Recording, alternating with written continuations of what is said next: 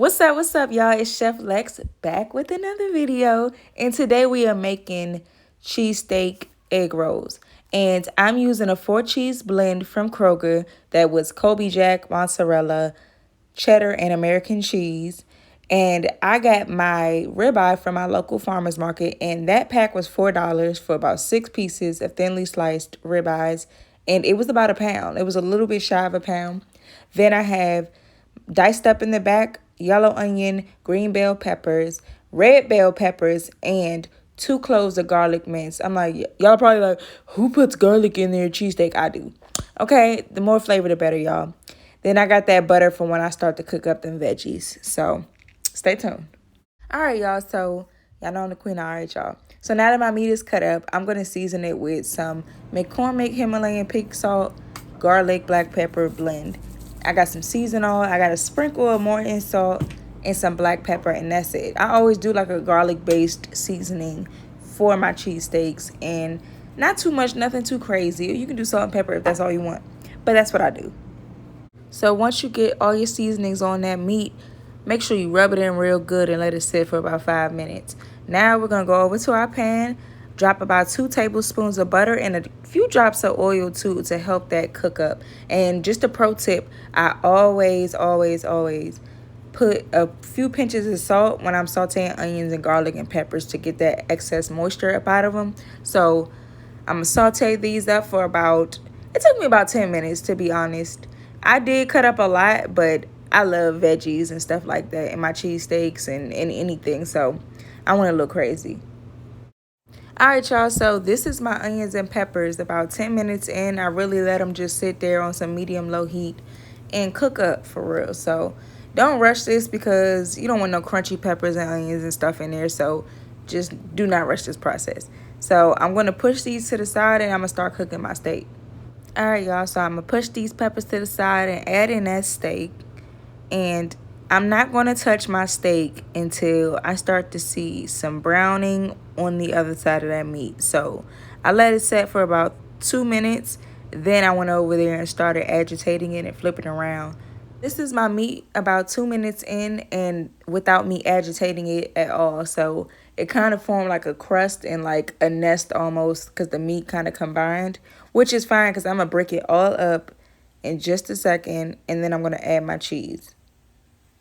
All right, y'all, so watching this is just too funny because I have these mini tongs that I'm cooking with today. I don't even know why I picked them up, but my hands are really small, so it's just hilarious watching me with these little baby pig tongs. So let me go grab the cheese. So initially I had 4 pieces. I was like, I don't need more than that, but I got 6 pieces total, and this is like my true secret to how it's really creamy and cheesy on the inside is I melt the cheese into the meat and I let it cool down. So that cheese will seize up and then it will keep that creamy consistency throughout even when it's frying. Sometimes, the egg roll bust and stuff, but other than that, they are very cheesy. All right, y'all, so this is my mixture. I did turn off the heat as soon as I slapped the cheese on there because I just wanted to stop the cooking process. I'm going to throw this in the fridge for about 15 minutes and let it cool down completely. Till then, sis is going to have her shake right quick. Ooh, I'm back. So I'm using these Nasoya egg roll wraps. And initially, I didn't know how many egg rolls I was going to have, but I will show you at the end how many I got. So don't judge me. My egg roll rolling technique is a little rusty because sis been eating clean, sis been losing weight. So, all right, bear with me. So y'all gonna watch me roll these egg rolls and I'm like, all right, Alexis, what are you doing, sis? All right, y'all, so it got me 9 egg rolls and I headed straight to my grease and I'm shallow frying them because one, I didn't feel like pulling out my fryer and the pan will do just fine. So make sure your grease is nice and hot, and once you add something into your grease that it drops its temperature so you can turn the heat up if need be. And here's my egg rolls after about a minute, and I'm going to give them a flip and let them cook for another minute and a half or so until they're all sides are golden brown. And I'm going to pull them out, and if you see to my left, I do have my sheet pan lined with paper towels on the bottom so my pan doesn't get all sticky and greasy. And then I have like a rack. So I'm going to let those drain for about a minute and a half, and then I'm going to start plating. So another pro tip is when you pull the egg rolls out, let them drip the extra grease out. So here is the finished product, y'all. They look sexy, they look delicious, and I cannot wait to eat these, okay? So I'm about to cut these up. Obviously, you can use a serrated knife. I used the closest knife to me, and I do not care, and I don't feel bad about it. So here's my egg rolls. They're nice and cheesy and gooey and delicious, okay? And I always pair my egg rolls with a dipping sauce, a mayonnaise base, kind of like Thousand Island type of sauce. Y'all, besides the ring light burning out my eyeballs when I make these videos, when I cut these open and see how good they look, I'm like, dang, I need to hurry up and make this sauce. So let's do it. All right, y'all, so we jumping right into this cheesesteak dipping sauce. So grab 3 tablespoons of your favorite mayonnaise. I'm using Blue Plate today. I don't care.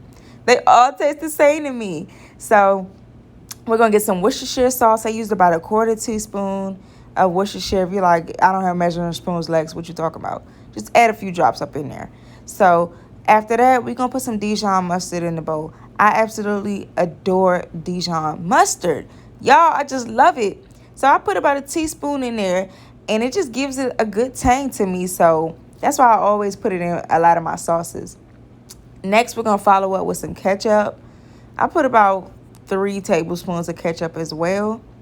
And then lastly, we're going to put in some Crystal's hot sauce. And one thing I did forget at this store was my favorite, pickled jalapenos. I always put in some pickled jalapenos and the pickled jalapeno juice in here to give it a little bit of acid. And, you know, I love the taste of like the pickledy jalapeno-y vibe. It's so good. So you won't see me, but I did put in a splash of white vinegar to try to make up for it. But, you know, it's all good. It still tastes good, y'all. So I'm also going to add in a few pinches of salt and pepper. All right, y'all. So I did add in a little bit of parsley just to give it some extra color. That's what I do. So look, y'all. You see how easy that was? This is under 30 minutes. You got as many egg rolls as you want. You don't have to pay $3, $4 per egg roll at restaurants like they be doing. You can go home and make your own. So if you make this recipe, tag me at Chef Alexis Hicks. Comment below, subscribe, and tell your friends about me. So go enjoy these egg rolls that you about to make tonight for dinner. Thank you for watching. Mwah. See y'all.